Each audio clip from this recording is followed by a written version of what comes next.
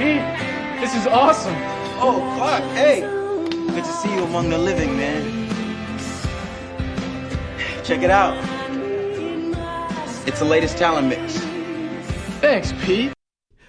Good to see you all among the living. Hello, everybody. I am Brian, here as always with my buddy Zach, and this is the Talon Mix, the #1 Smallville podcast for people who have never seen the television show Smallville. Thank you for hanging out with us live Sunday night here at twitch.tv/Goblin Voice, or listening in the future on Apple, Spotify, or wherever you get your podcasts. Zach, how you doing, man? I am doing well, Brian. It's good to see you for the first time this week. So we maybe did this before, and I forgot to hit record on my recorder, and now we are recreating this intro. So, Zach, allow me to introduce you again to my brother Patrick, who's here. Oh, hello. Hi, Patrick. Zachary. Nice to meet you for the first Very time nice. It was Zach, right? Correct? It was Zach? Yes. There you go. Okay. Very nice to meet you. Patrick, you have never seen the television show Smallville, like most people who listen to this podcast. This is the very first episode I ever watched of the television program Smallville. I learned halfway through that he was Superman. He's not Superman yet. Okay. Yeah, he will be You one fucking day. idiot. Yeah, I was. He's got a lot to learn. Yep. While I was watching this episode today, I was thinking about you and like, oh, this is not a super accessible first episode.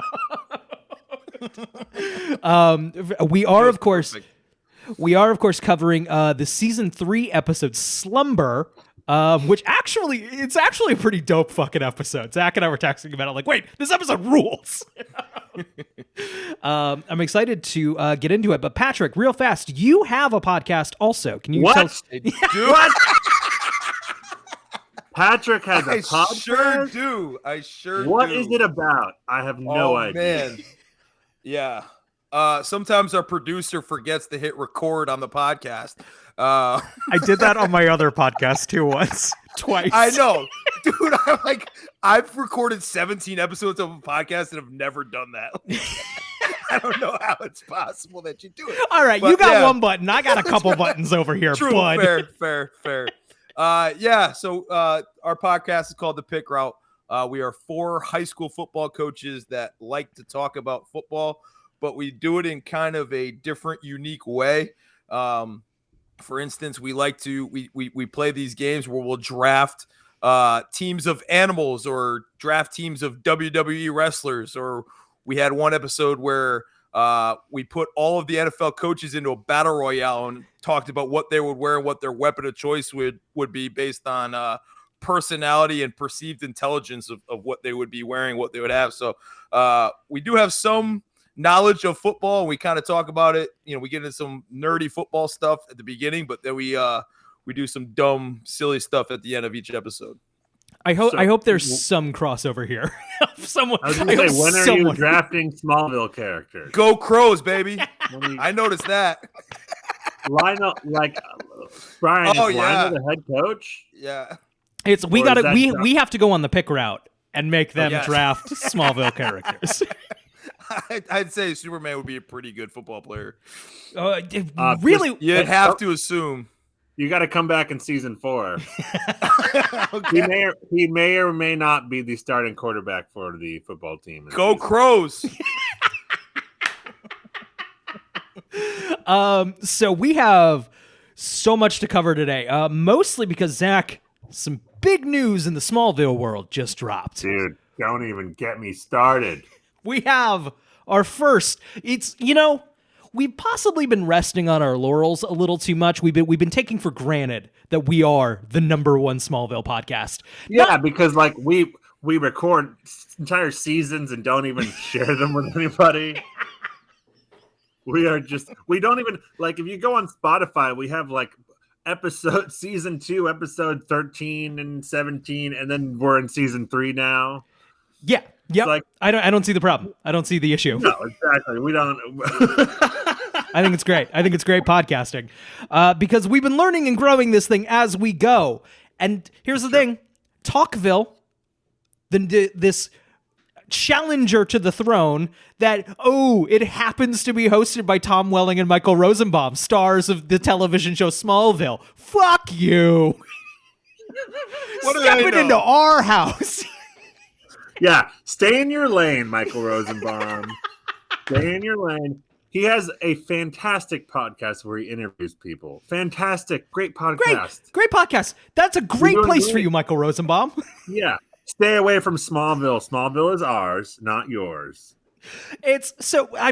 We do have a baker's dozen amount of people who listen to the show, and like we have the Smallville podcast for people who have never seen an episode of Smallville cornered. Right. So we do have a desirable demographic for them. Right. Also, I bet you they never fucking talk about Mission Impossible for at least 20 minutes before ever even mentioning the television show Smallville. No Mission Impossible, no Top Gun talk. Fucking, they better stay the fuck away from the wiki. That's all I have to say. They better not read directly from the Wikipedia rather than take their own notes and do their own prep. That said, I like the state of Arizona in chat here. No one talked about Smallville for years, and suddenly, once y'all talk about it. Yeah, we got him scared, Brian. We got him scared. They just saw all the money you guys had filing in. And that's like, hey, we got to get a piece of that pie. No, what they watched our recent season 2 awards show, and neither of them won shit. Neither of them won anything. Yeah.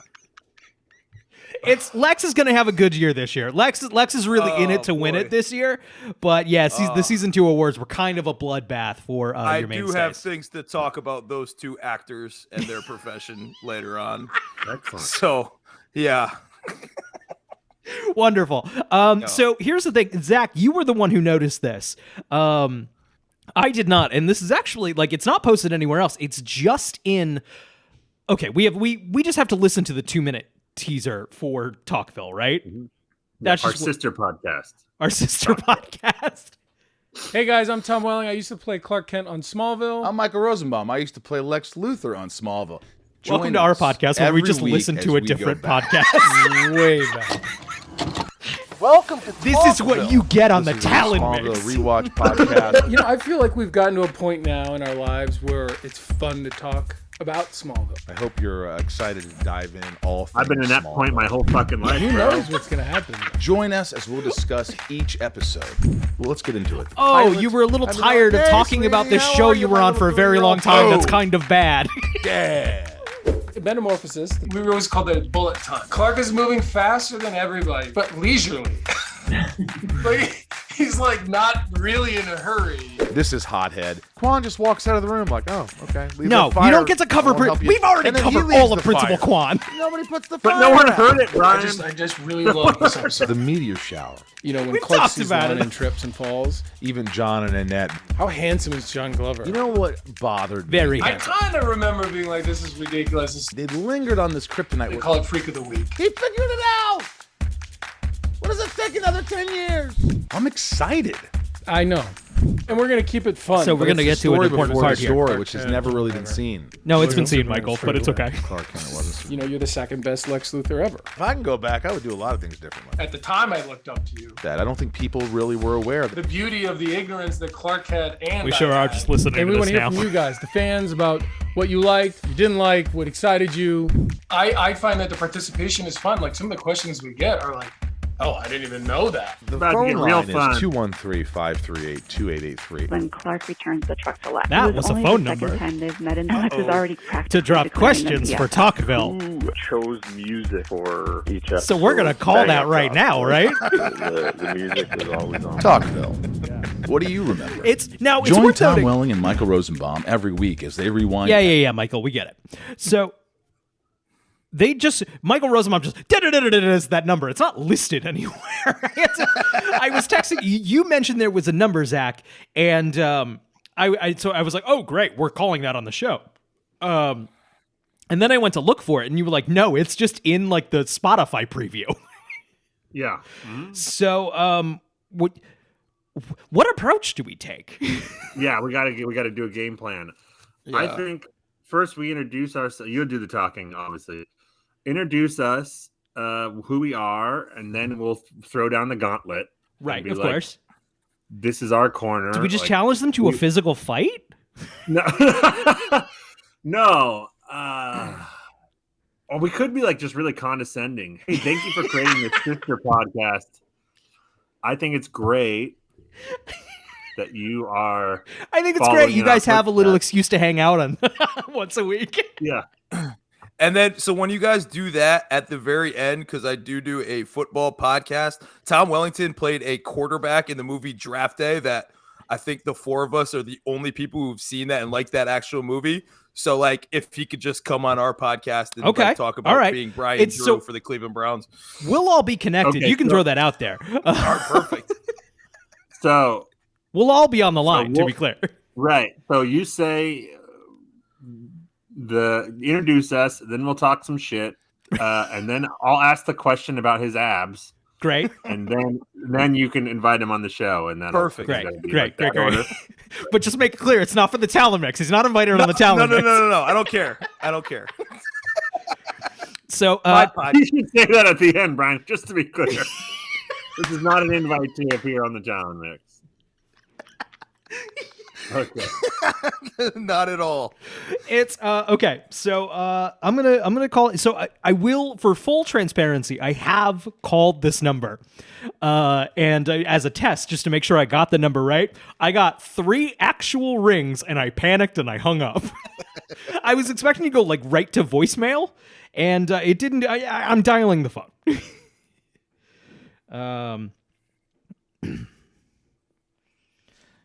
Do. How is he going to hear us though on your phone? What's that? Work? It's all connected through my mixer. Oh, technology. That thing I forgot to hit record on is pretty amazing.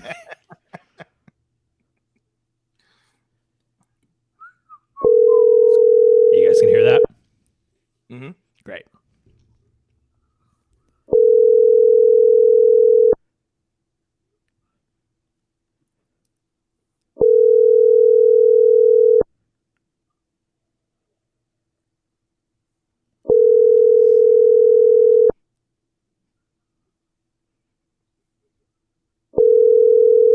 Please enjoy the music while your party is reached. Give me something here.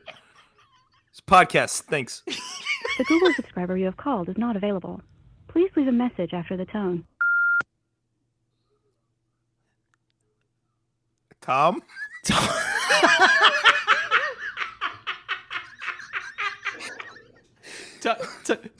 I'm gonna leave a goddamn voicemail here, just assuming that this will go directly to Tom's phone. It's Michael Rosenbaum's phone. Right, of course. Tommy! Yo, hit me back, bro. Hey, hold on. If this is not Michael Rosenbaum or Tom Welling's voicemail, sorry. Also, can you get it to Tom Welling or Michael Rosenbaum? Slide us their number. Also, if this is a producer for Talkville who's screening these, please stop listening. This is only for Tom Welling and Michael Rosenbaum. Please, we'll wait a second. We'll wait a second while you go find them. Okay, I think we're good. Okay, hi, I'm Brian. I'm here with Zach and my brother Patrick, who has never seen Smallville. But we have a Smallville podcast called The Talon Mix. Zach and I do, not Patrick. Patrick's never seen Smallville. Didn't even know you're Superman. And I gotta say, we're a little hurt. I think not hurt. Is hurt the right word, Zach? No, fucking annoyed. I don't know. Yeah, like just offended. pissed off. Just straight up pissed off. That we feel like you guys are encroaching in on some territory that we've got. That's right. It's we've been talking about Smallville for a really long time, and Michael Rosenbaum, big fan. You have a great podcast, and just stick to what you're good at. That podcast. Dude, stay away from Smallville. Smallville is not yours to talk about. Obviously, we've established ourselves. We've got quite a foothold. We've got dozens of listeners, none of whom have seen Smallville. That said, Well, Zach, maybe you can take this. We do have a question for the podcast, actually, though, if you're taking questions. Yes. Okay. Yeah. I'm sorry. We're done throwing down the gauntlet? I don't know. You got any other Gauntlet has gauntlet? been We don't thrown. have to be done. It has been 2.5 minutes. Yeah. I just basically we're here to say two things. Huge fans of your work, Tom Welling and Michael Rosenbaum. Huge fans. Love the show. And then the second thing is fucking watch your back because that's like metaphorically watch your back. I'm not actually gonna literally, do not anything. physically. No. No. Watch You're not your actually in any your danger. podcast should metaphysically Right, yeah. watch its back. Your This- podcast back. Okay, no, that was a joke. All jokes aside, we have a serious question for Tom Welling. At what point in the show's run when it we cut have been cut off. We have to Call call them back. again. Call him back. We're calling them back. 2, 1, 3, 5, 3. I'm not going to finish reading the number just in case I got it wrong. You probably did. I listened to it like 3 times. I'm 90% sure this is correct. This is Kyle from Idaho. Kyle's about to get the best voicemail of his life. If that said, unless Kyle's a millennial, in which case this will die digitally. Kyle could come on my podcast too if he wants. Kyle, come on the podcast. Kyle can come on our podcast too. We call our listeners the 14 because there's only 14 people listening. Yeah, baby.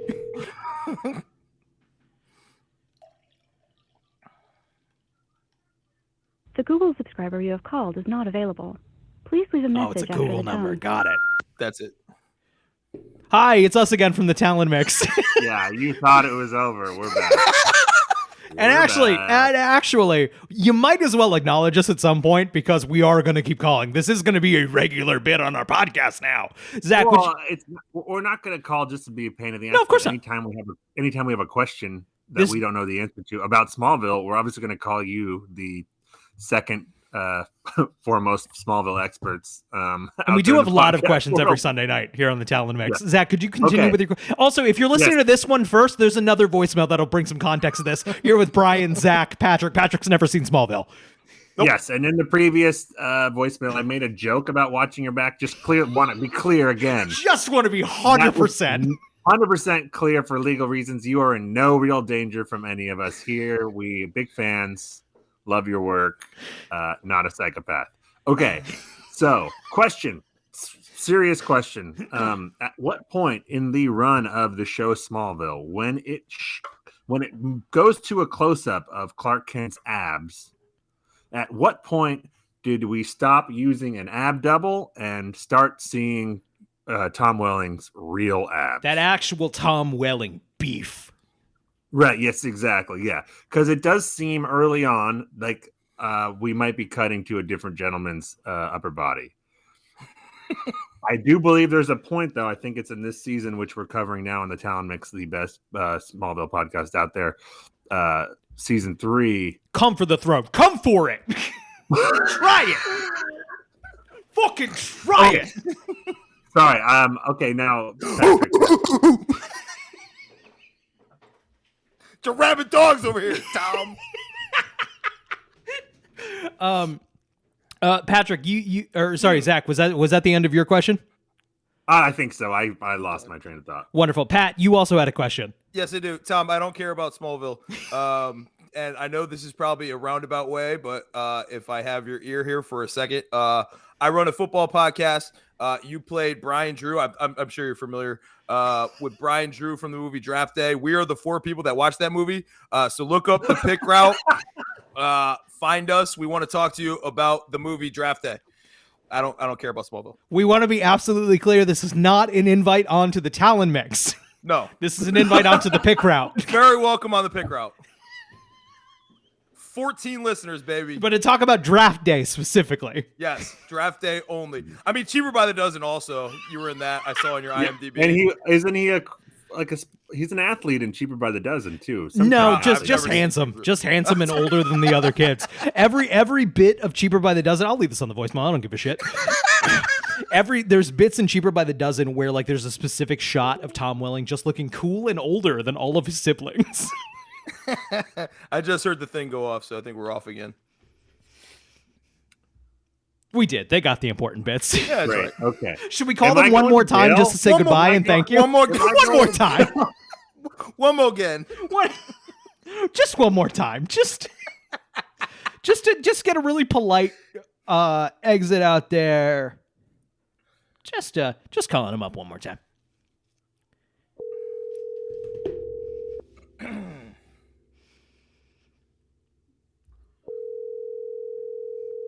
It's a bad night to be a Jack and Coke.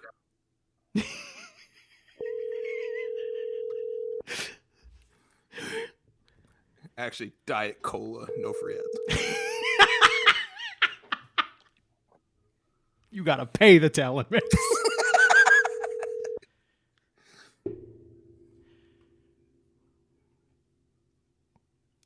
The Google subscriber you have called is not available. Please leave a message after the tone. Hi, the Talent Mix again. Brian, Zach, Pat, who doesn't watch Smallville. Just want to say thank you for listening to our previous 2 voicemails. If you're listening to this one first, there are 2 previous voicemails. For our Smallville podcast. And we just want to say thank you. Thank you for your time. We appreciate you. You have an invite on the Pick Route. Tom specifically has an invite on the Pick Route, a football Bo podcast. Wallace sucks shit. To talk about draft. I don't know what Tom that means. Drew for life. To talk about draft day. You are not invited. No offense. We just don't think you'd be interested in coming on the Talent Mix. But check out the Pick Route and talk about draft day. Okay, that's it. Goodbye. Good Thanks. luck with your podcast. Good luck It's with Bo Callahan, not Bo Wallace. Bo Wallace is a real person. Bo Callahan. Good luck with your podcast.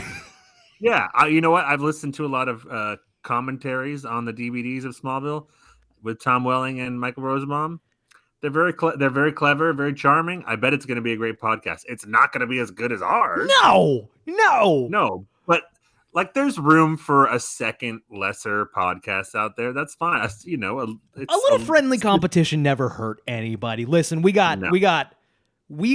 been doing this for like at least a year now, and we've got 30-ish people coming every single week. And you know what? I hope you build up even half as strong as a following as we have. If our growth continues on this trajectory, by the end of our run covering Smallville, we will have 45 listeners. And you know what? Looking forward, and I wish you the same success. Thanks, guys. 45 champion level listeners is better than 20,000 average listeners. Quality, not quantity. Yes, exactly. Quality, not quantity. Thanks, guys. Big fans. Good luck with the podcast. Once again, Talent Mix, but also Go Pick Route. Crows. Go Crows. Go Crows. I can't wait for my number to be blocked from Talkville. Do you think I will be the first number blocked from Talkville? Fantastic. No. Surely someone has been already. Gonna be at least talked about. Yes. Yeah, they'll talk about it. It might not be on air, but they'll talk about it. Let me be clear. These fucking weirdos. Let me be clear. This will not make it past a producer. Better to be hated than not remembered. There you go. Brian, I believe there is at least a puncher's chance that the producer mentions it to Rosenbaum and Rosenbaum Googles Talent Mix. Now, I don't think we are going to come up if he Googles Talent Mix. We will not. No, our SEO is terrible. I've put, I'm going to bust myself right here. I've put like SEO optimization on my resume a ton of times. I don't know shit about that. I don't even know what that acronym means. Search engine optimization. There you go, baby. Boom. My fiance is a graphic designer. Boom. There we go. You young people and your technology. In chat, we have Rebecca Ronnie saying, I'm pissing. The state of Arizona going, I'm crying. Draz saying, I'm shitting. Kusenberg, I'm throwing up. Jamie saying, I'm screaming. Are you ever going to get this on fucking Talkville? You're never going to get this on fucking Talkville. No. They're not going to invite people on other podcasts. Okay, so we are 30 minutes in. I do want to do a real fast what have we been watching. Zach, you been watching anything good? No, just Obi-Wan. I watched Jurassic World. Oh yeah, you. Can I tell the first story half- real fast? Zach texted me, and we have a slight time difference, a 3-hour time difference, if you will. That's not relevant to the story at all. But I get a text message of, Brian, I'm going to see Jurassic World. I am determined to have fun with it. A couple of hours go by, and I just get, Brian, oh no. No, it was Brian. I tried. Right, that was it. I enjoyed myself in the first hour. That sounds dirty. I enjoyed the movie in the first hour. It wasn't good, but I enjoyed it. Sure. And then the second hour and a half, because it's 2.5 hours movie long, because all movies are 2.5 hours long now. That's too long. The second half, I was like, I want to go home. So, how about you, Brian? Let's see. Let's do Pat first. Let's do Pat first. Real quick. Yeah. It's funny because me and my fiance watched the original Jurassic Park. She had never seen it. So we watched it for the first time last night. My wife had not seen it either until last year, and we saw it in a movie theater. We saw it in a movie theater the first time. Which is wild. Did you guys know that movie has a plot? Like, 'cause I haven't seen it since I was a little kid either. So I'm like, oh, it's dinosaurs. It's awesome. But like, that movie fucking rules. It's a banger. Yeah. It's also 2 hours long though. Like, Yeah. it doesn't have to be. We're remembering dinosaurs. Like, I don't remember. You actually, Newman Patrick, stealing embryos. Patrick, you're new here. You don't get to talk shit about Spielberg on this podcast. Okay, I'm sorry. Can I talk shit about Newman stealing embryos? No, it's all good. It all works, baby. All right. Top 10 movies of all time. It's phenomenal. Yeah. Pat, what did you watch this week? I actually watched Zach Stone Is Gonna Be Famous, because the way Brian being my brother, the way it works, and he's very plugged into pop culture and things like that, is he tells me about a show. He goes, this is really good. You'll like it. I wait probably about 5 to 10 years to actually watch it. And then I text him like, yo, this show is awesome. Let's talk about it. He goes, dude, I forgot about it. Let me watch it, and then we'll talk about it like this week. So yeah, I watched Zach Stone Is Gonna Be Famous. We watched that's the Bo Jurassic Burnham Park. MTV show that was a little like ahead of its time. Yeah. And it recently came out on Netflix. And it's, if you like Bo Burnham, it's worth a watch. It was kind of derided in its time of just like, YouTube famous boy made an MTV sitcom. But like, if you like Bo Burnham, it's very Bo Burnham. Yeah. So it was phenomenal. I loved it. And, it's only one season. You can knock it out in an afternoon. It's fantastic. And I watched the Golden State Warriors win an NBA championship. That's about all I watched. Wait, are you happy with that result? Very happy with that result. Big Are you Warriors, a Warriors fan? I am a Warriors fan. Go Dubs. I am a Portland Trailblazers fan, so you I'm can go. sorry. I'm sorry. Dame's cool. That's what we have going for us. I'm a Knicks tickets are cheap. You want to go? Fan. Campbell Walker, baby. Are Knicks tickets cheap? Every now and again. No, really, Nets are cheap. I was like the Knicks. I think they sell out every game, even though they blow. I more mean like every now and again you find like, oh, tickets aren't that bad. You want to go? To which my wife goes, no. But let's see. I watched two things. I'll keep it real fast. Zach, I told you about last week. I've been watching David Lynch. I watched Lost Highway again. Have you seen that movie like recently? No, when I was, what year did Lost Highway come out? 97, I think. Then that is the movie. That was the same time.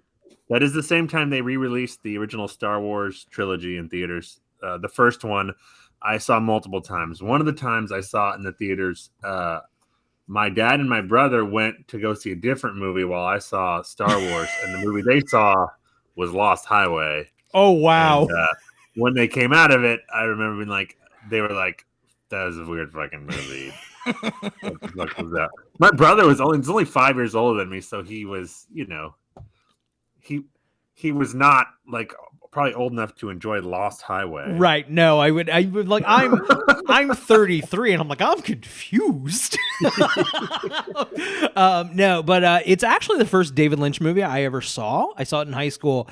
And like I kind of hold at arm's length movies that like blew my mind in high school of like, cause a lot of revisiting those of like, oh, this isn't good.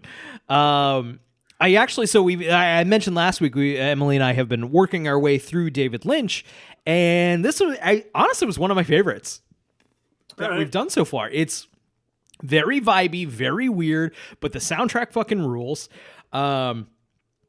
Super, super weird, and it's peak just weird shit David Lynch. And it kind of has a fun ambivalence to whether or not you get it. Hey, I don't know what's going on. And David Lynch is basically just looking at you going like, I don't fucking care. Yeah. David Lynch stuff scares me more than most horror movies. I have to watch that shit with the lights on, Brian. I'm reading hands with somebody. I'm reading his book right now, and he talks about like how as a younger man, he wasn't interested in film. He was a painter. And he only got interested in movies because he wanted to do like a moving painting type of thing. And then he found kind of the art form through that. And like, oh, that makes a whole lot of sense for your whole fucking deal, dude. Yeah. Dune, the movie Dune is like he painted the side of a fucking bus station. It's like long, Dune, boring.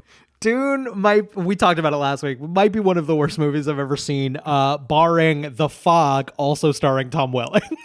Yeah, wait, should we call him back and ask about The Fog? Next week. And then real fast, Star Trek, Strange New Worlds. It's a Paramount Plus original. It's the new Star Trek show.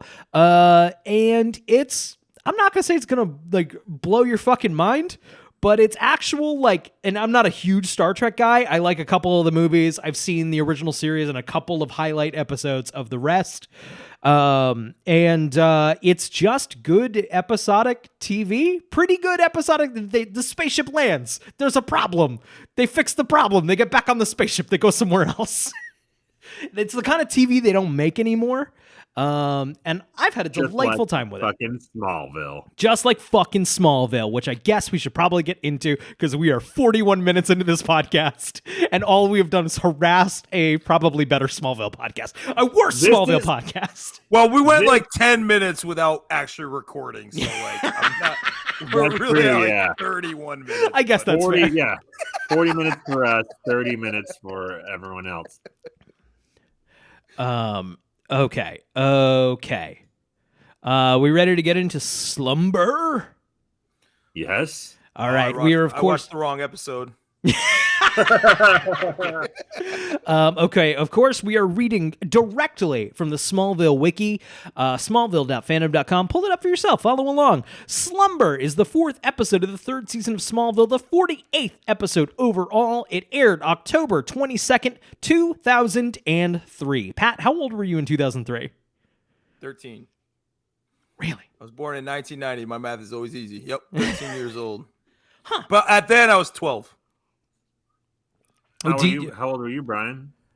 We're 2 years apart, Pat? Yeah. So I guess I was... It's past your 14th birthday. Yeah. Okay. Got it. Okay. Do you remember what you could have possibly been doing October 22nd, 2003? What day of the week did this come out? This was Wednesdays, Zach? It switched. I think it was Tuesdays or Wednesdays. I think it was Wednesdays. I think that's correct. This is how sick in the head I am.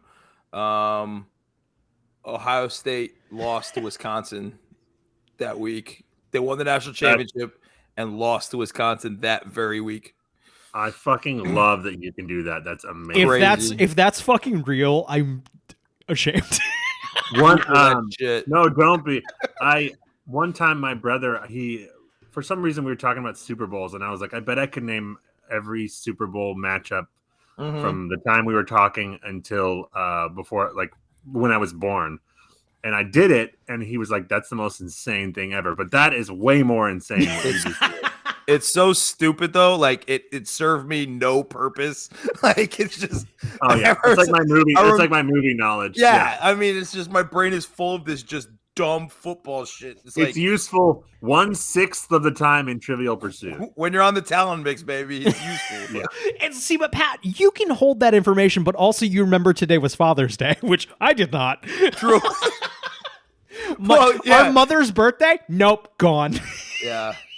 That was funny because Brian texted the group. It's like, I knew Father's Day was Sunday. I forgot today was Sunday. That is what happened this morning. Okay. So getting into the recap, finally. All right. Clark decides to cool off by taking a dip in Crater Lake when Lana arrives shortly after with the same idea. Pat, so basically, feel free to interject at literally any point. Okay. There are times we're going to say stop. I got a couple things already, Brian. This is going to be a long episode. This is just going to be a long one. In. Pat and I got drinks. We're fine. I got nothing to do. I'm a teacher. I got off tomorrow. Like, I'm good. Summer we break, have baby. a Crater Lake in Oregon. It's a very big, famous lake. Just putting that out there. Has any location in this show looked less like Kansas than the Crater Lake? The rolling mountains of Kansas. Yes. And the Big, temperate beautiful rainforest. mountains. Yes. Just evergreen trees and a big old lake. Pat, I don't think you and I have ever talked about this. So Zach and I watched Smallville together when we were in college in Vancouver. Smallville shot in Vancouver while we were there. Oh, okay. And that was part of what got me into the show was Zach saying like, "Oh, it shoots here. Like you're in Metropolis." But Vancouver does not look like Kansas. However, the X-Files has proven it looks like anywhere USA. Beautiful. Okay, so Clark gonna go take a dip in Crater Lake. Lana arrives shortly after. The same idea. Clark is shy at first, but Lana suggests they swim together. She takes off her clothes and underwear, and Clark hesitates for a minute, then also strips and jumps in. Stop. Patrick, once again, you've never seen an episode of Smallville. Ever. This is like the shot of Clark taking his shirt off. I was going to say the same thing. Okay, go ahead. It is like a alien trying to understand human attraction is how they decided to move the camera.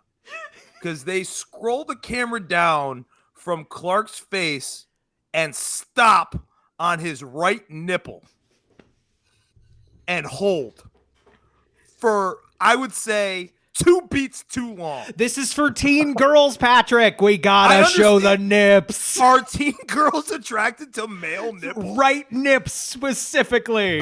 If we show abs, I get it, I guess. Wait, this is not necessarily what teen girls are attracted to. This is what a room full of middle-aged men thinks teen girls are attracted to. But also, I don't want to ruin the plot of the episode. This is also Clark's dream. I don't mean to ruin the episode. So Clark's dream is that Lana. Huge spoiler. You just ruined the whole. Kick him. Might as well shut down the episode now. But I gotta talk about the Clark's dream is that Lana is staring down his right nipple. Like, I know what I'm working with. My angle is right nipple. Like, what the fuck? Human likes nipple. Like, what the fuck? I was gonna say the close-up shot when he takes his pants off, and we're like this close to his boxers. Like the camera is like right on the boxers. That I get. Yeah. I mean, that's like a gap commercial. Right. Yeah. The state of Arizona has here in chat one of the writers talking to their teenage daughter who is not paying attention. Hey, you like nipples, right? Okay. So they're enjoying an intimate moment in the lake and having fun when they hear a scream for help on the banks. Stop again. This is real quick. Yeah. And this is most media. So Clark dove headfirst into the lake. Yes. Which it means to me that the lake is relatively deep. Kissing and holding somebody while treading water is fucking impossible. I was going to make the same point. I was going to say, thank you. In movies, when two people are, the wiki didn't mention the fact that they almost kissed. Right. What the fuck, wiki? In That's movies, the good when shit, wiki. Share a kiss in the water. It's impossible. I'm always wondering, are they like underneath the water? Are they just doggy paddling? They're like, their feet are just going. Yes.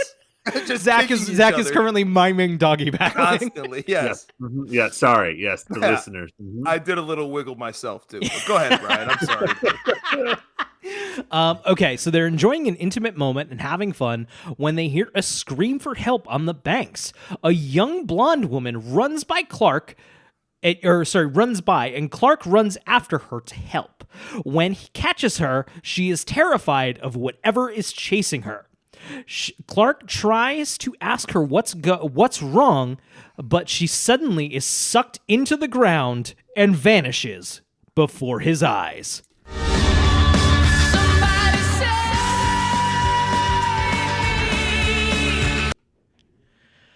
So, real quick, if I was about to make out with the girl of my dreams while skinny dipping in the water and someone was screaming like "Help me out!" I didn't hear it. They're fucked.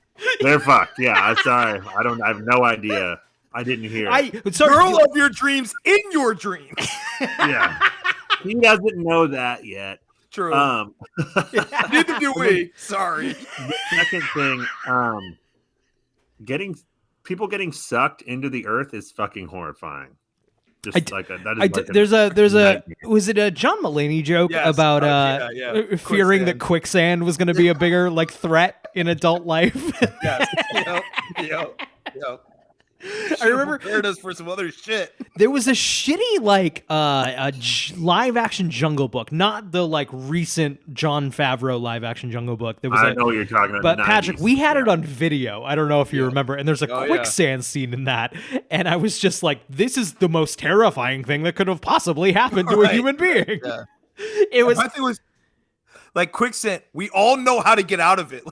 Prepare us for something else. Right. It was how to do taxes, please. Way scarier than quicksand. The government knows the number, and if we get it wrong, we go to jail. I'm literally waiting for the government to show up. It's like, you just did this wrong. Jail time, buddy. Wrong. We're actually supposed to give you more money, but you're still going to jail because you got it wrong. Fun fact: I've gotten letters when I've gotten it wrong of hey, you owe us a lot more. Well, so you knew in the first place. That has never happened when they owed me money. not a once. They don't really mean it till they send you the red envelope. I've lived my life that way, and sure, my credit score is cratered. But say all the time, I got my identity stolen and my credit score went up. I'll read off my social security number right fucking now. Good luck, homie. 045. Okay, so Clark tells his parents that he tried everything to find this girl and suggests that he find the girl instead of going to school. Martha and Jonathan don't agree and casually say they'll tell the sheriff about his concerns. They then announce they have a surprise for Clark. He is elated to see an enormous, brand new truck in front of the driveway, saying that Clark needed a gift after all he's been through in the last few months. And they give him this Ford-branded, beautiful new truck. At what point did you know it was a dream, Brian? I remembered this episode. Oh, okay. And then I just vaguely, I think I watched it at some point so I knew the basic gist of this, and then especially the slumber element, I put the pieces together. Patrick, What I are wrote 2 you pages thinking of at this fucking point? Notes. 2 pages of notes before I realized this was a goddamn dream. And I just threw them in the air and restarted the episode. So, Zach, by this point, I'm literally just thinking of my brother of like, oh, this is awful. It's just like, It's what? Well, they commit the dream thing is a pretty decent chunk. it's the full first act. Oh yeah. Right. Usually when they do this in a show, it's like it's the teaser. Right. Or it's a scene. But they get a decent chunk. They get 15 minutes of this episode, and you're in a dream. I was expecting like, so we do the cold open, and I was expecting like a snap wake up, and then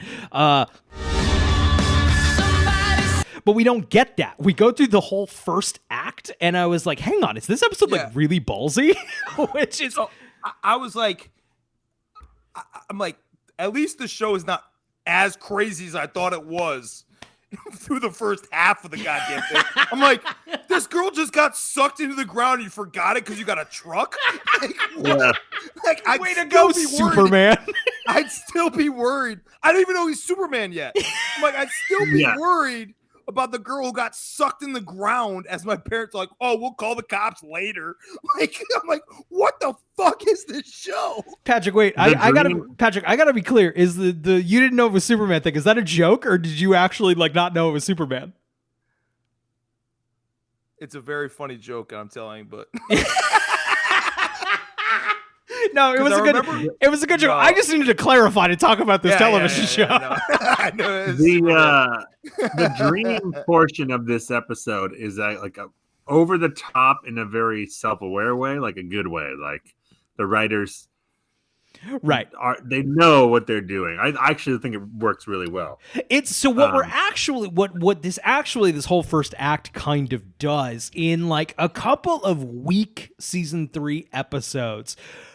Through these very literal dream sequences, we managed to reset the stakes of the season. Clark is in love with Lana. He has this weird tense relationship because he's kind of because he's lying to Lex. It kind of is. It's weirdly both a terrible first episode. It doesn't matter at all. He doesn't really do anything. Pete was in this episode for 3 minutes. I have about a 20-minute Pete dissertation. That's more screen time than he gets this season. It really is. Oh, really? Sure. Oh, yeah. Poor Pete. Okay, we'll get to Pete.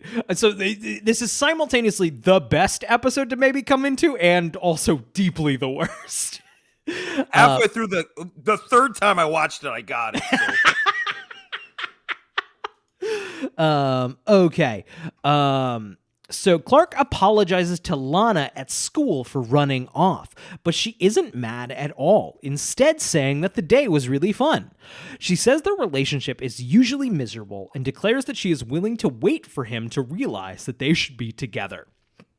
Clark watches her go in adoration, just burping straight up into the mic. However, just Let's then... all do it.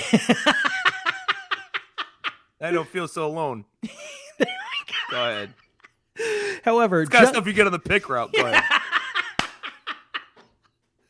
However, just then, he sees the girl and corners her in front of a trophy case. This is, of course, the girl who got terrifyingly sucked into the ground in the cold open. Mm-hmm.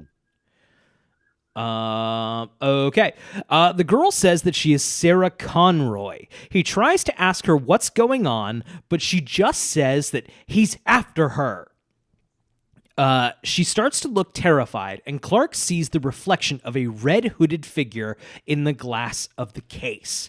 However, when he turns around, no one is there but Pete. Sarah having disappeared as well.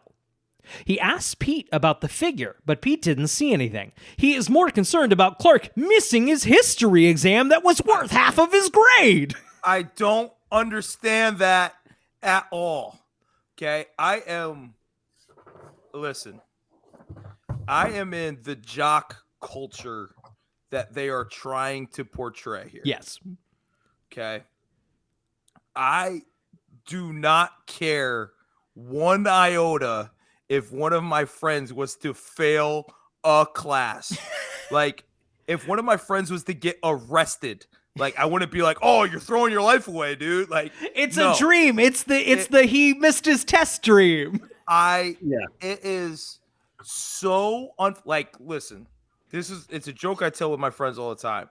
My parents will come and he's like, "Oh, how's Nick doing?" I don't know. Oh, you don't talk to Nick anymore? Saw him last night. He's got some interesting takes on like college football and realignment, but how he's doing never came up.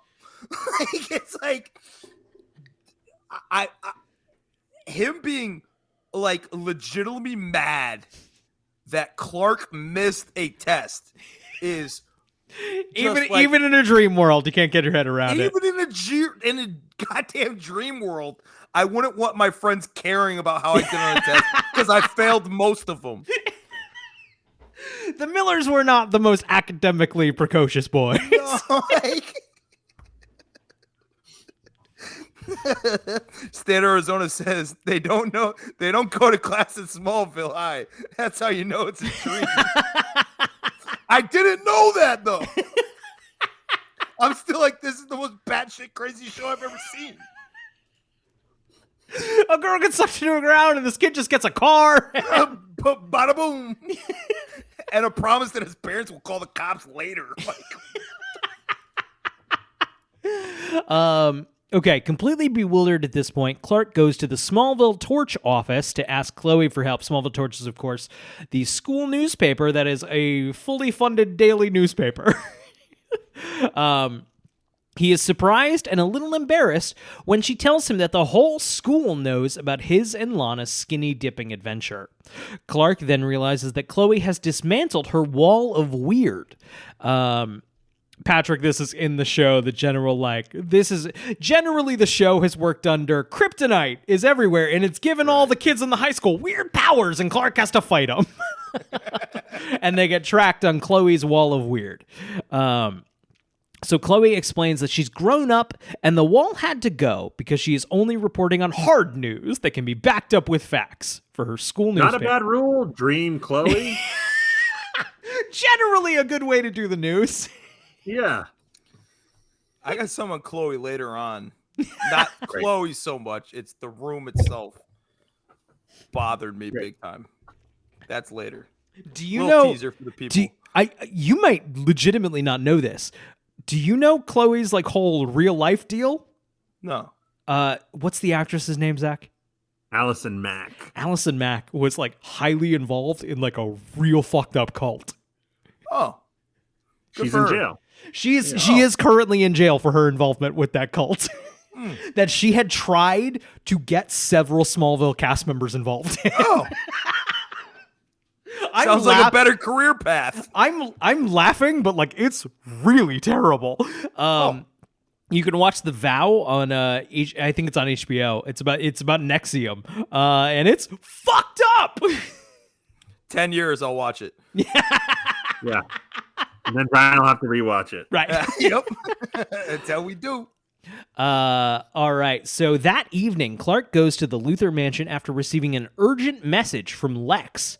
Lex shows Clark a samurai sword and tells him the legend of how it was forged on Mount Fuji and used by the Katai warriors and can cut through anything. He tells of a legend that the strongest of the Katai warriors turned upon the others, who all fell at his hand. Finally, with nothing to lose, the last of the Katai used the legendary sword and cleaved him in two, discovering that he wasn't even human. Zach, if this is a dream, does it count as an evil Wilson?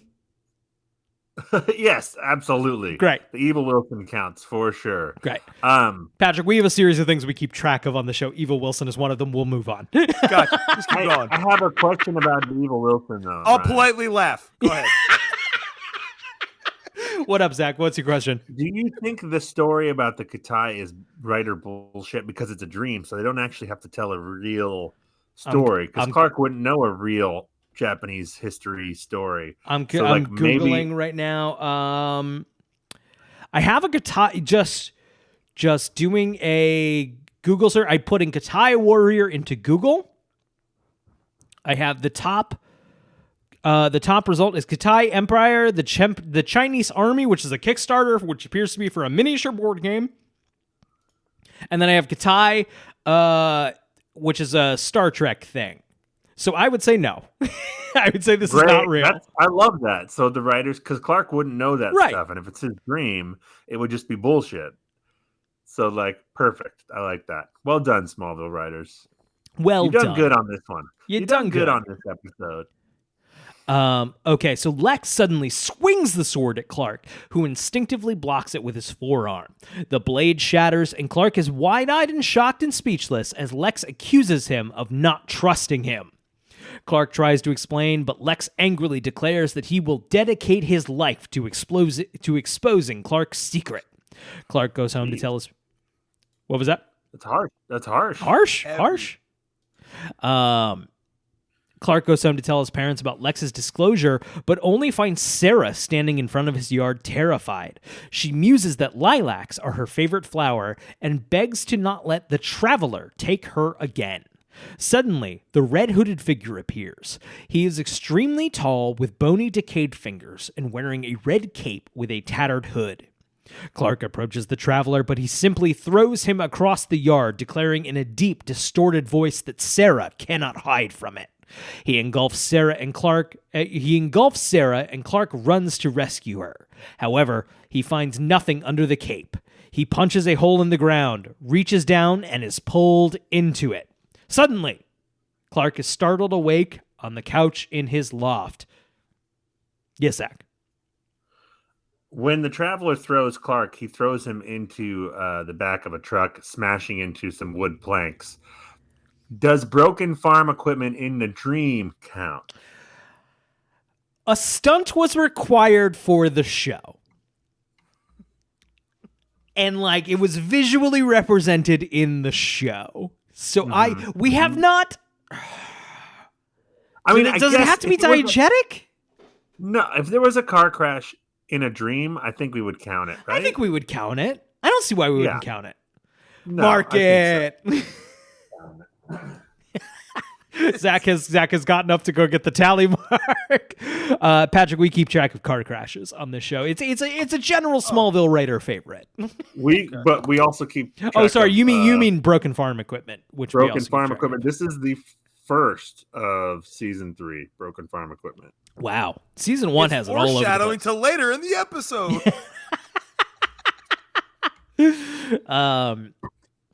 Okay, so suddenly Clark is startled awake on his couch in his loft, worried. His parents explain that he's been asleep for a day and a half. Clark is relieved to realize that it was all a dream and tells us he's been asleep. He didn't miss his history final. Thank the Lord. Pete can sleep. Go ahead. They seem not quite the appropriate amount of concern. I understand the episode's got to move. Here. Yes, a day and a half. A day and a half and unable to wake? Like, that's... Your alien son has been asleep for a day and a half, and you're like, oh, look who's up. Like... Which I understand there's not much you can do. You can't, like, call the hospital, or especially not Smallville Medical. There's not much you can do except hope he wakes up. Right. But I feel like there's not I got the same vibe. There's not the appropriate level of panic. Right. Happening. I had that concern earlier in the episode before I knew it was a dream. And then I'm like, why aren't they freaking out more? And I'm like, oh, it's a dream. And then this happens. I'm like, no, they're bad parents. Don't you dare speak ill of Johnny K and Martha K. My God, I assume they tried to wake him up, right? They tried to shake him awake. Right. That's scary. If you're shaking someone and they won't wake up, that's like something's fucking wrong. Something's fucking wrong for a day and a half. Okay. So his parents, Jonathan says the new owner of Lana's house. Clark is relieved to realize it was all a dream and tells his parents he met a girl named Sarah Conroy. Jonathan says the new owner of Lana's house is named Conroy, and he does, in fact, have a teenage daughter. They do mention in season 2 that someone has moved into Lana's house, which means they've bucked out. What up with that house? What's going on in that house? Oh, so we've already gone through another group of new neighbors. Yes. Yeah. So the next morning, Clark admits to his parents that he was afraid to go back to sleep and says he is still worried about Sarah. Yeah.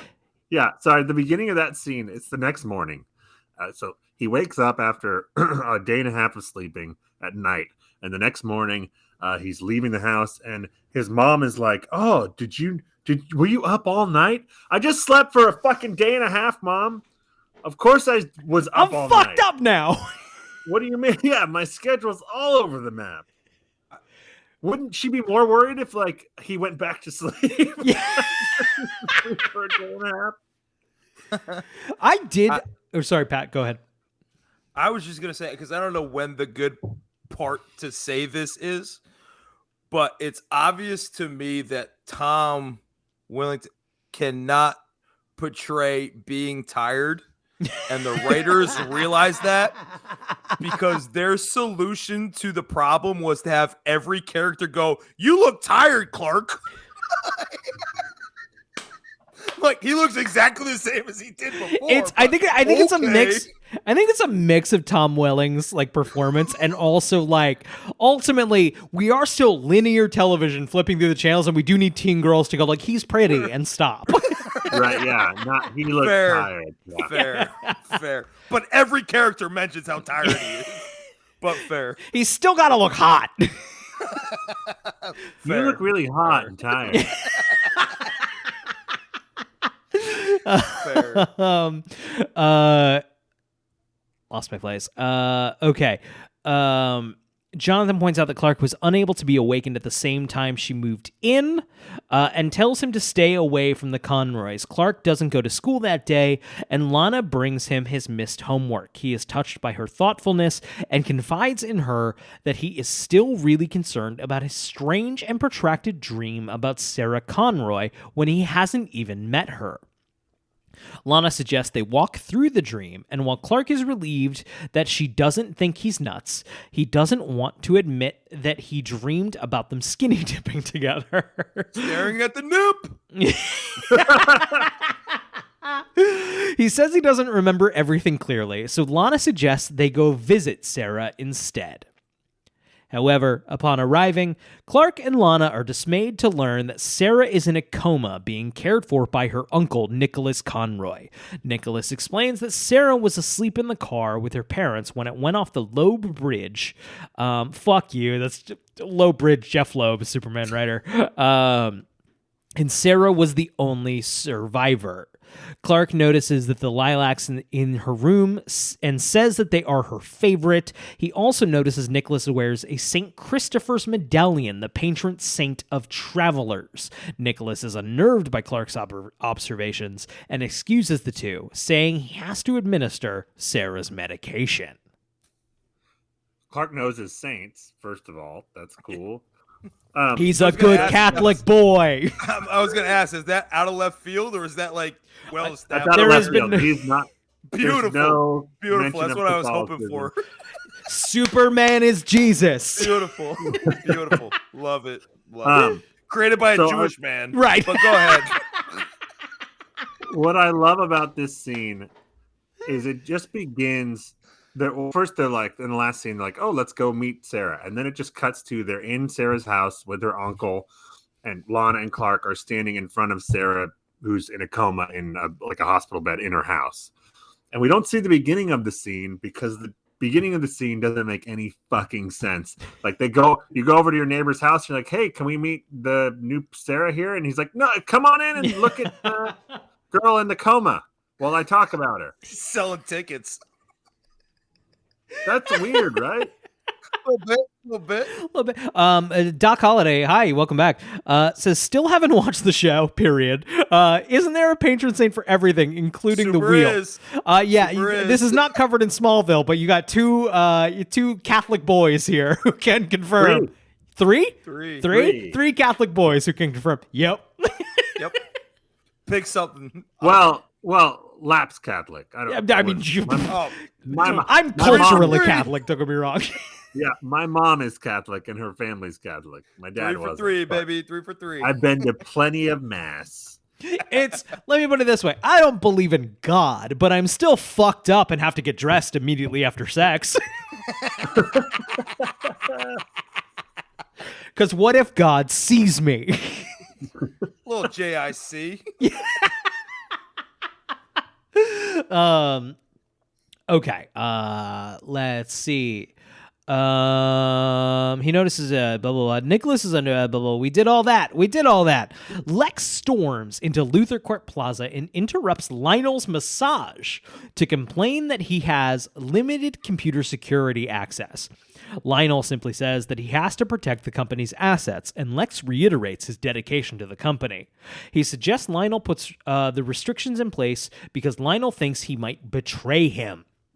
Lionel casually asks why Lex has refused to complete a psychological profile, but Lex says neither one of them believe in the merits of psychotherapy.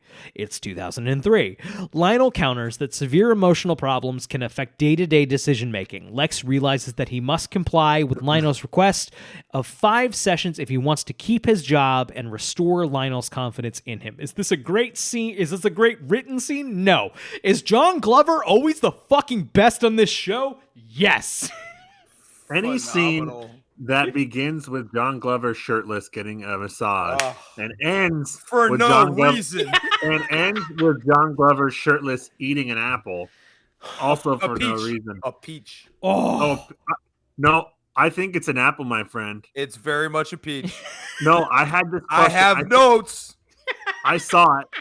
And I said, "Is that an apple or a peach?" And then I kept watching, and you see the inside of it once, and it is an apple on the inside. It is not a peach on the inside. This is a controversy. I will die. I will. Okay, so fucking peach. God damn it. Here's the thing. All right, here's what's up. I started a Twitter. It's scrolling across the screen right now. It's the Talon Mix Pod. I'm gonna grab a screen cap, and everyone's gonna vote whether it's a peach or an apple. Brian, you have to get a screen cap of the shot where you see the inside of the apple. Great. Because on the outside, it does kind of look like a peach because it's not a shiny apple. It's like a... Okay. Yeah. I'll do it. It is even funny how much of a peach it is. The state of Arizona says poll in chat. You haven't seen it. None of you have seen the episode.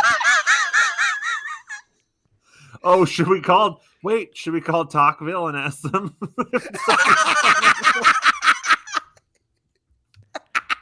Wait, I have to pee. Zach, I need you to handle this. While I pee, I'm gonna dial.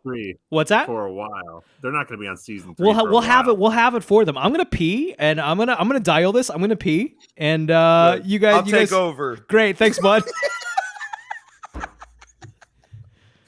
There is one point in this where he does mention onion cliff notes, where I appreciated the corporate plug of like not just straight up cliff notes. He goes, we're dialing. Be respectful. Okay, I'm sorry.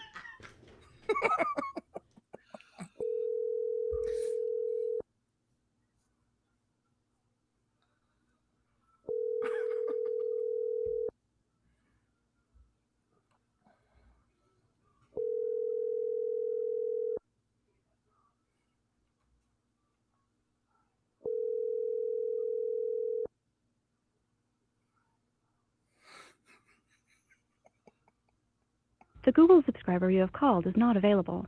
Please leave a message after the tone.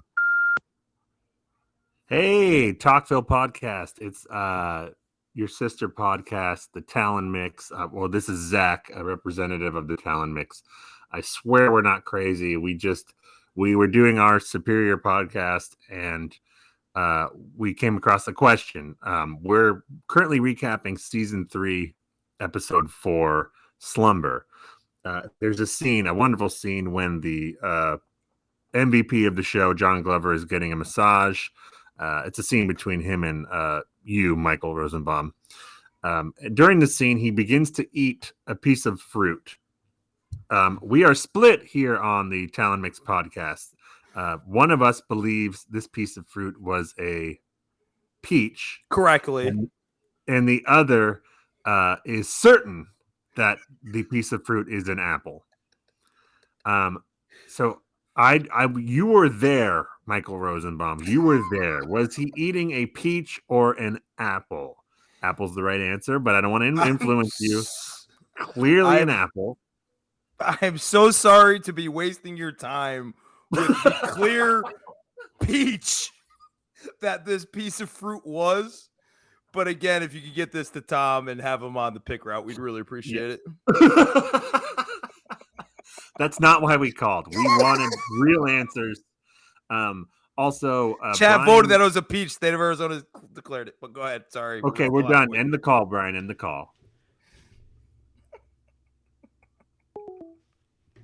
Great. I can't wait to listen to that later. It's a lot of Brian bashing, surprisingly. Great. Pat voted that it was a peach without having seen it. I'm telling you, I watched it this morning. What does an inside of a peach look like? It's orange. Okay, so then it's an apple. 100%. Super not, apple. Bud. Unless they color corrected it It's and made super it not. like white on the inside. Okay. So I will die on this peach hill. Go ahead, Brian. Clark tells Chloe about his dream and wonders aloud how he knew specific details about Sarah's life. Chloe theorizes that during dreams, the frontal lobe can have telepathic abilities, and that the river that Sarah's car crashed into is laced with meteor rocks, giving her the ability to keep Clark asleep. Clark points out... Why aren't we cleaning up these meteor rocks that are fucking everywhere? Too many. There's just kryptonite everywhere. I also have to say, the scene like it is approached that it's the middle of the school day. The clock reads 3:00. Very clearly reads. So 3 you're o'clock. saying, like, as a teacher, you were always aware of every clock at all times. I am out of the school at 2:15 every day. Wait, so 3 o'clock? Maybe it's after school, and because it is the paper. It's possible. There was a lot of students there though. Like before he walked in, like walking around. I don't know. It felt like it was supposed to be the middle of the day. The clock says 3 o'clock. Your boy would be halfway home. They have not moved the clock back from like daylight savings or something? It's just still actual production Very question. possible. Zach, do you think it's a set or do you think they're shooting in an actual school? And like That maybe room- school's out. No, you're right. The torch That office is room definitely is a set. Yeah, I think at this point, I think the hallways are a real school. I think at some point, I think it's around the third season, they build a set for the school, but the first couple they were in a real school, right? Which my point there being like the second kids are out, Smallville's probably in, right, and like not thinking about the clocks. Fair. But I got those sons of bitches. We're bringing this whole thing down. God damn it! Think you can get it past me? Think again. Okay.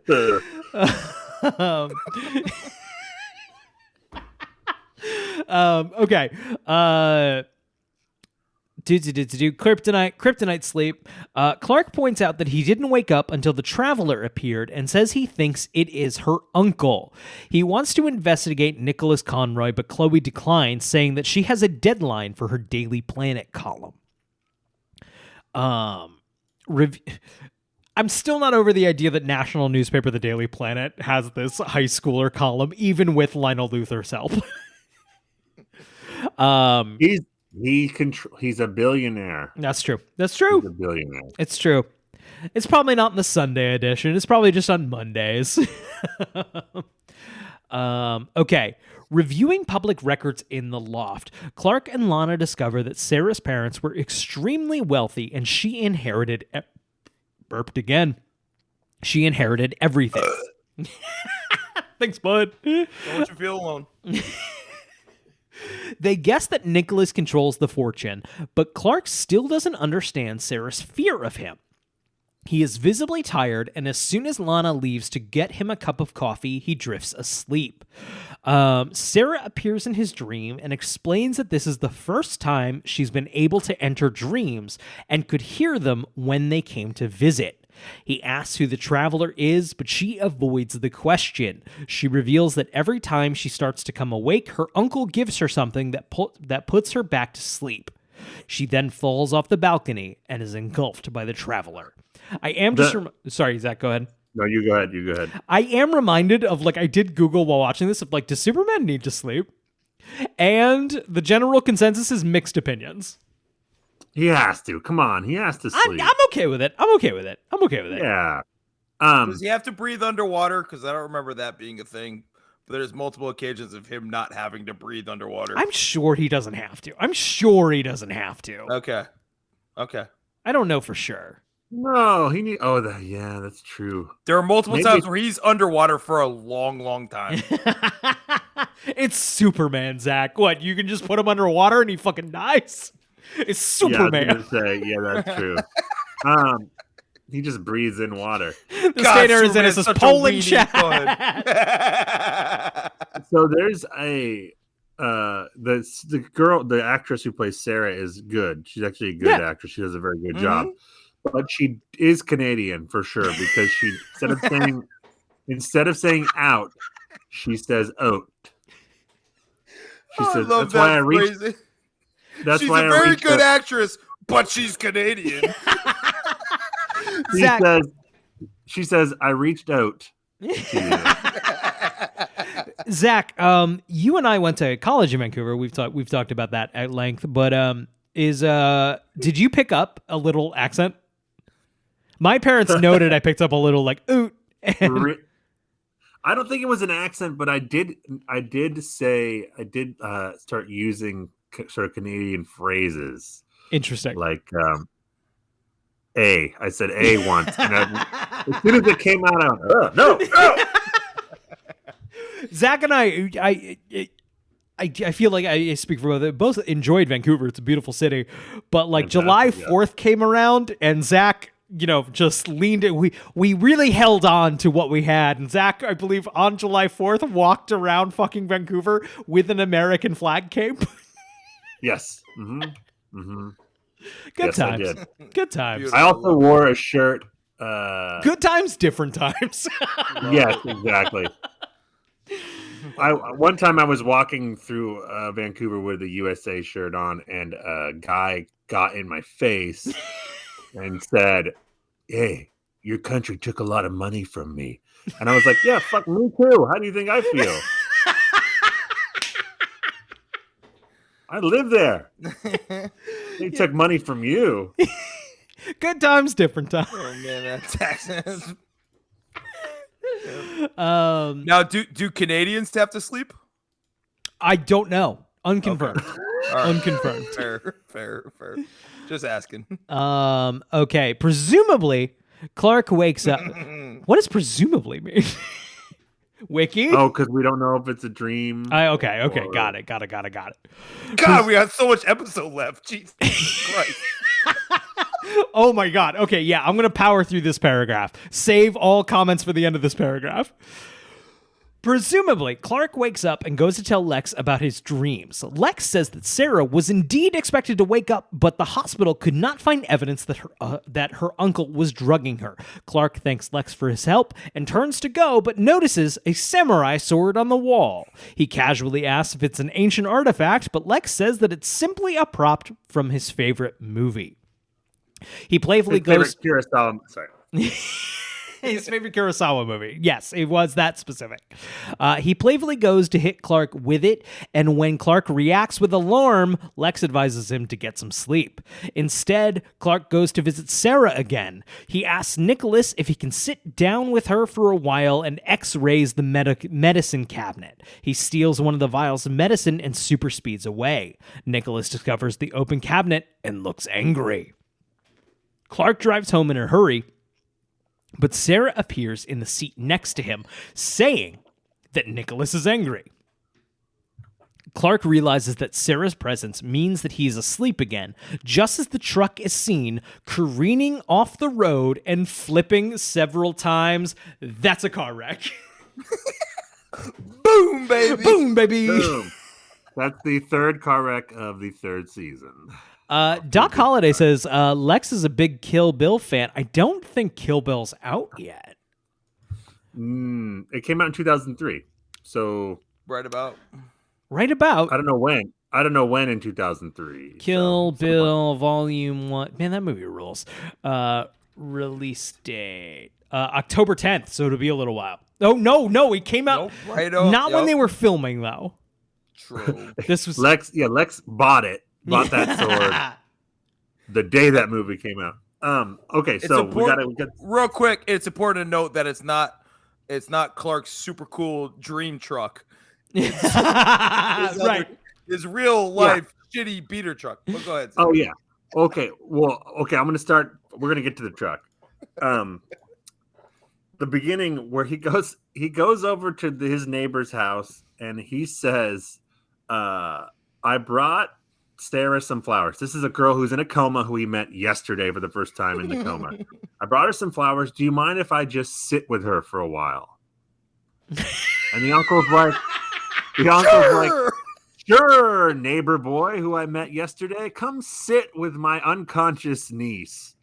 Captain Date Rape. It's like, it's creepy. It's creepy. Okay, so the car crash, great car crash. It flips like 6 times. How many times has that red pickup truck been totaled? I feel like it's the same truck. Is it? It's the same truck, and they keep buying. Do they keep repairing that truck or buying the same truck? Yeah. After all he's been through in the last month, which I have no idea what it is, but go ahead. Also, Clark's parents not doing a good job of... Actually, Pat, real fast, he's had a hard couple of months. He was on Red Kryptonite. Good. And he went to Metropolis and he was lost and everyone was really worried about him. I know he went to Metropolis and had a bad time. I guess I'm caught up. His parents, they like rush up after the car flips and Lana is there and they pull Clark out of this upside down totaled truck. They do not do a good job of pretending that their son is not Superman because they're like, oh, it's fine. I think he probably just hit his head. It's fine. It's no big deal. Yeah. Lana's like, should we go to the hospital? And she's like, I think it'll be fine. Don't worry about it. Should we stabilize his neck? Yeah. Look, he's still, he's all right. He hasn't Tough regained kid. consciousness, but I'm sure he's fine. It's no big deal. But also, Lana, you've seen at this point Clark do a couple of incredible things, and I need you to take a fucking hint, buddy. She hasn't seen Superman though. No, in the comic books. But Mrs. Kent is very more concerned in Sarah than she is for fucking Clark. He'll be fine. Go check on Sarah. Like, what the fuck? Well, to be fair, Martha Kent is aware that her son is Superman. Fair. Right, but you'd think they would like pretend. Yeah, that's really the issue. Let's get him to the house. I don't know. Should I call the ambulance? No, I will. Yeah, right. Yeah, exactly. I will call. Boop, beep. Yes, I'm calling now. Hey, ambulance, please. Beep. Patrick, you don't know this. The hospital? Patrick, you don't know this, but the Smallville Medical Center is not a place you want to go when you were injured.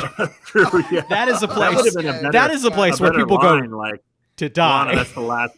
That's the last place we want to. So so as far as we know, people could be the way to contact Metropolis Hospital, or sorry, Smallville Medical Center.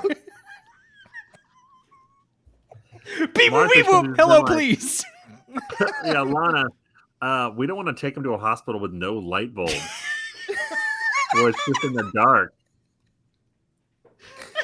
God, we have so much episode left. No, we're getting close. We're getting close. Okay, I'm gonna.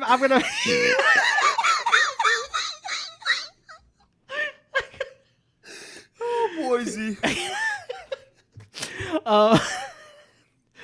Hey, how do you guys think gin and Diet Coke taste? Did you guess bad? It's bad. Okay. Lana arrives at the Kent farm looking for Clark, but Martha says he's not back from Lex's. Lana decides to wait for him and uses the opportunity to ask why Clark pushed her away. Martha says he's changed since Metropolis, and Lana hopes that he will come around, but their conversation is interrupted by Jonathan's panicked yelling. Martha and Lana rush to see Jonathan pulling Clark's sleeping form out from a completely totaled truck. Martha and Jonathan realize that Clark was coming from the Conroys, and Lana gets upset because she took him over there. Martha admits that she's worried about Sarah too. Great, we covered it. We can move on. In Clark's dream, he and Sarah arrive back at Crater Lake. He tries to tell her that she has to face the Traveler or they will stay trapped asleep. She is pulled into the lake and Clark dives in after her. Lana goes to Sarah's house to stop Nicholas from drugging her. Instead, he injects Lana with the drug and she falls unconscious. Clark pulls Sarah out from the lake and she reports that Lana is in trouble. The Traveler arrives again and throws Clark across the shore as the clouds darken. Clark encourages Sarah to stand up to the Traveler, and when she does, the sun comes out, and Clark is able to use his heat vision, which he gets from getting a boner, to obliterate the figure. Patrick, I am not kidding. Is he having a wet dream? Is he having a wet dream? Patrick, there's an episode in season 2 where Clark gets his heat vision for the first time, and it's related to every time he gets a boner. Okay, because he made it very clear that he doesn't have any powers in dreams. And then he does. And I'm like, he takes a super gamble that if she just believes, I'll have my powers back. Like, I don't know, maybe get off the fucking broken picnic table and try again, homie. Before you go like, you have to believe, Sarah. This fucking show. It's irresponsible. It's irresponsible if you ask me. It is a great fucking show. It's unbelievable. Okay. He awakens in his living room. He being Clark. Awakens in his living room and super speeds to Sarah's house, but she is the only one there, still asleep. Nicholas Conroy places Lana in her Jeep and prepares to blow it up by pouring gasoline around it. This is a common Smallville move. What was Lana's plan? Lana's plan was to barge into the psychopath's house alone and say, "Hey, stop that." No! Like, and also the clearest gasoline on the planet. Prop department was just like, fill it with water. That's what it was. Clear. It's crystal clear gasoline. We were so close, Brian, to getting another destroyed car. I was waiting for it. I was waiting for it. So close. How are we on car wrecks? Do you have the tally near you? For this season or for overall? For this season. 3 this season. Disappointing. It's the 4th episode of the goddamn season. In season 1, we had like 4 or 5 by the episode. So let me go through the numbers for Patrick. Great. Season 1, oh my God. There were 25 car crashes. There's 22 episodes of TV. What the fuck? Season 2, there were only 11. So it's kind of disappointing. So far, we're on a good pace. We got 3 so far this season. To be fair, early 2000s car wrecks were hot. Like, yeah. It was like the stunt you could lean on. Like, we can flip a fucking cheap car. No big deal. Yeah. Britney Spears got in a car wreck and they fucking loved it.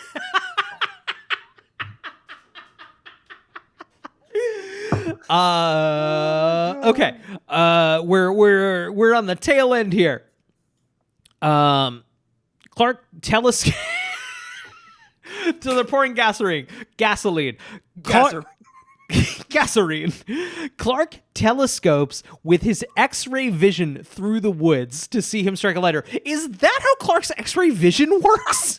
I don't think so. It's never worked in that way before. It works however we need it to for any given episode, Brian.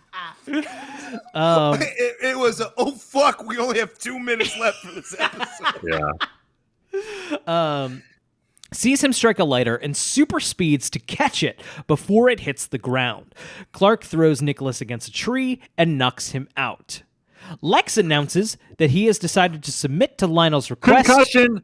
Concussion! Brian. Concussion! We also keep track of concussions. Oh, as a football guy, you will appreciate this. They're fake. As I laugh politely. In season 1, there were 14 concussions. Concussions aren't real. In season 2, there were 24 concussions. And this season, there's been 1. Guess how many concussions Lex, the character, has had? Oh boy. Lex, who it is now, keep in mind, Lex, it is kind of important to the series who will become Superman's greatest villain. So it's sort of important he doesn't learn that Clark is Superman right now, and concussions happening to be an easy way to like make him not see that. Listen, I pay my rent off of coaching football, so I'd appreciate not talking about concussions. I was going to say, if you were an NFL quarterback, how many concussions before you have to retire? Oh boy. If you want to bail, we can bail. No, it's really only having 2 at the same time. That's when it's really bad.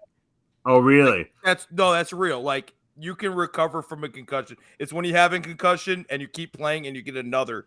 That's when it's really bad. Okay, well, I'm pretty sure Lex has done that for sure. Lex has had 2 consecutive concussions in a week in an episode. Yeah. Please, one tell my fucking athletic director. He has 8. He has suffered 8 concussions. Does your athletic director like Smallville podcasts? Big fan. Can't stop this guy from talking about Oh no. We just gave Talkville some dirt on you.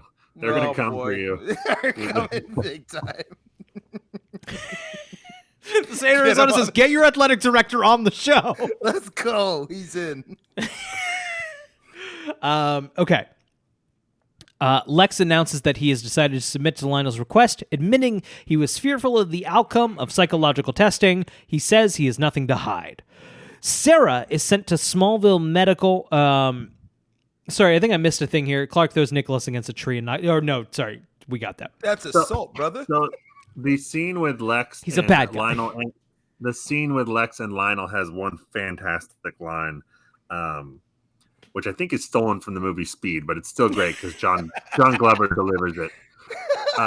Lex is like, "I'm not crazy," and his dad's like, "I know you're not." Blah blah blah. And then as Lex is leaving, John Glover goes, "Lex, when you're rich, you're not crazy, you're eccentric."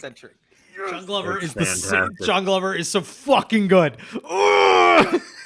In Speed, Keanu Reeves tells Dennis Hopper as he's stealing a bag full of money, "You're crazy. You're fucking crazy." And he goes, "No, poor people are crazy, Jack. I'm eccentric." Trump 2024! No, kick him. I'm kidding. I am super kidding. You're gonna get our very vibe, and I was wrong. You're gonna get our very meager fan base gone. I am super kidding. I am super kidding. Okay. So we're gonna. This is where your new editing software comes in handy, Brian. Just.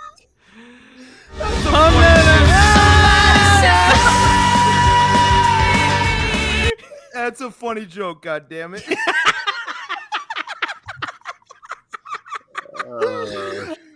Okay, we are on the. Oh my God, the viewers are going down. We're almost done. Draz says canceling Patrick as we speak. All for the bit. Sarah is sent to Smallville Medical Center and has awakened from her coma.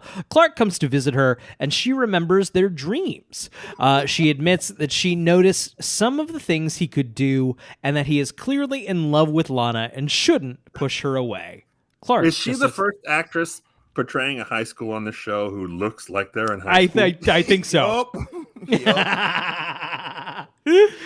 God, that scene bothered me so much because it's like it is such a pet peeve of mine in pop culture of like your relationship matters to anybody else. Like it's not worth talking about to anybody. Especially your high school relationship. Welcome to teen soaps. No one cares. Good God.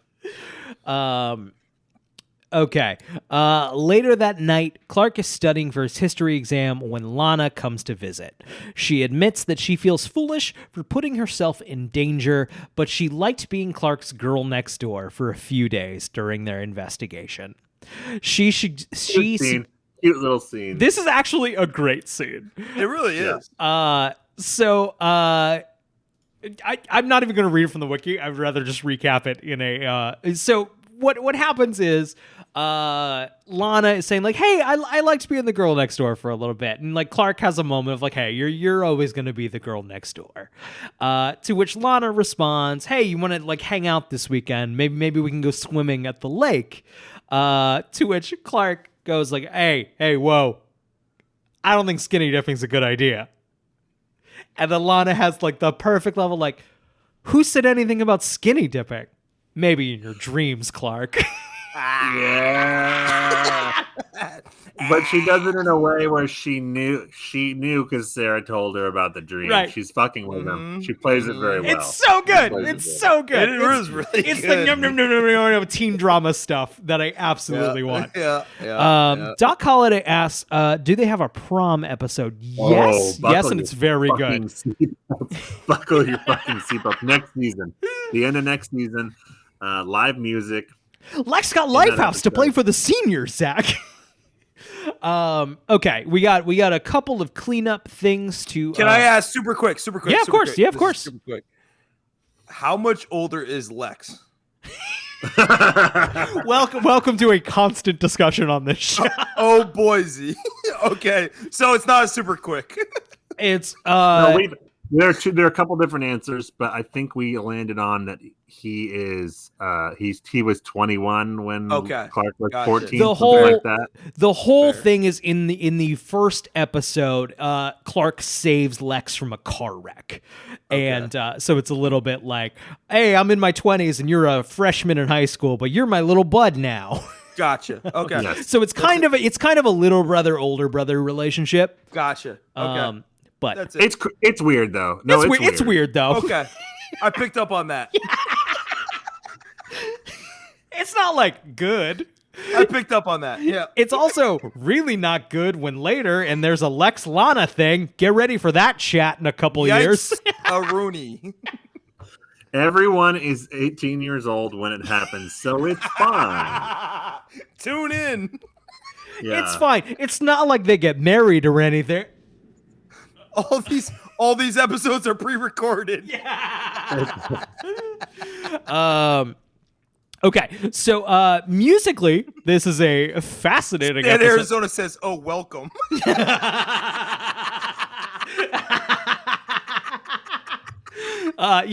to answer your question, yes, this is a full adult being friends with a child.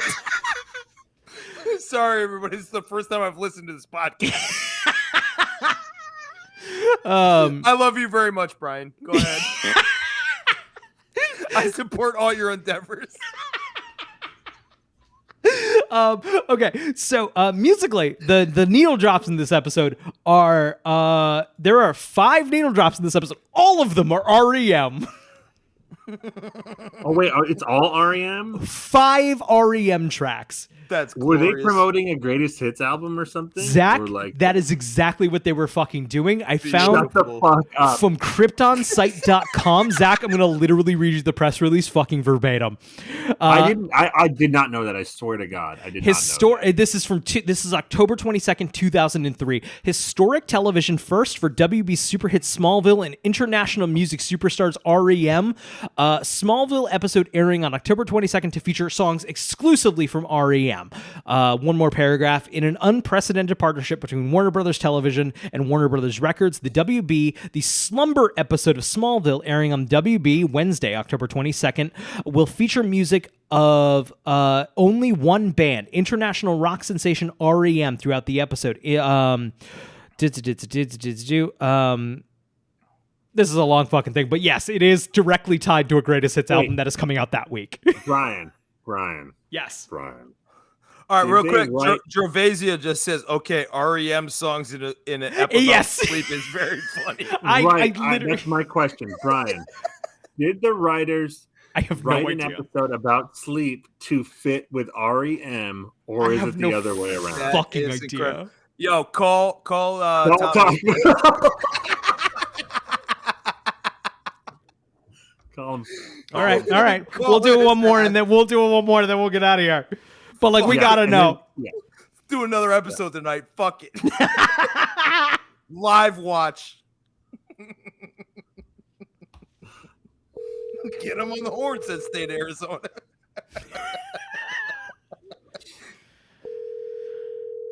And we can end this call right when we're done. We don't have to take up all their voicemails. Yeah.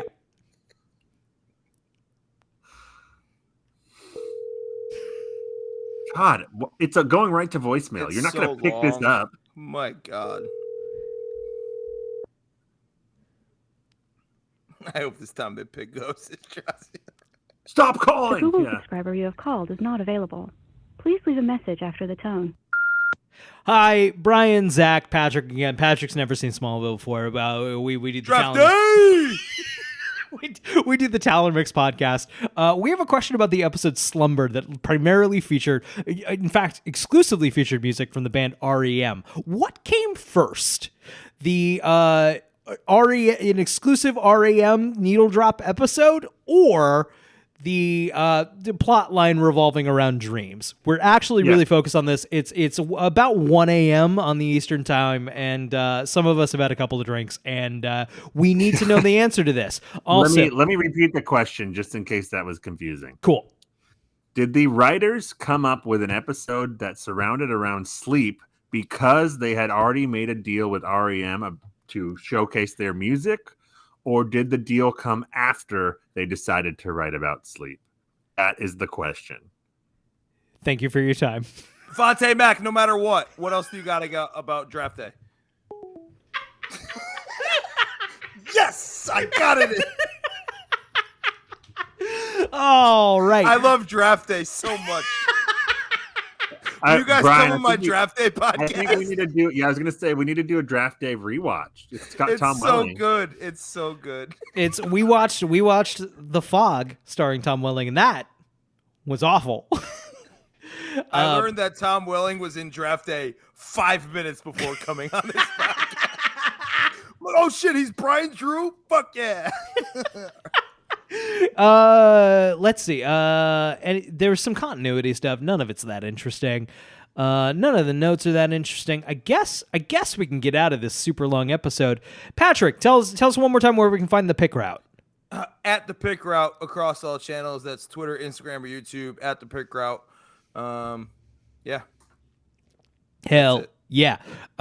Zach, anything else we got to go over?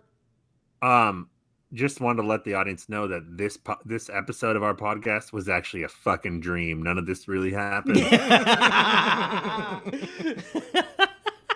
It was all a dream. You should read Word Up Magazine. Also want to throw out there, there will be no live episode next Sunday. We will still be recording a regular podcast version. It will come out on Friday, but next Sunday there will be no live stream of the recording. Because Zach and I are just going to do it Tuesday. Because Are we going to live stream Tuesday? Or are we just no. That'll Just be special Zach Bryan time.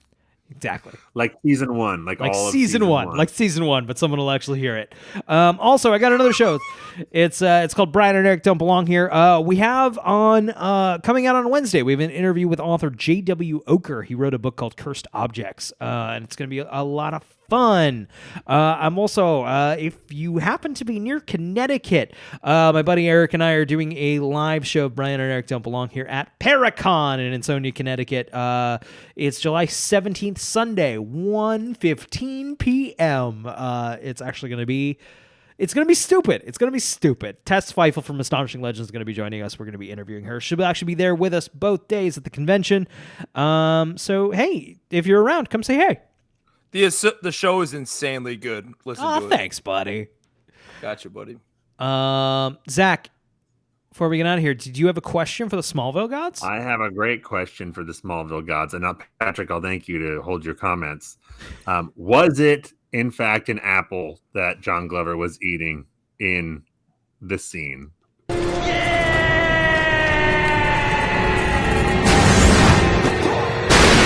Good night, everybody.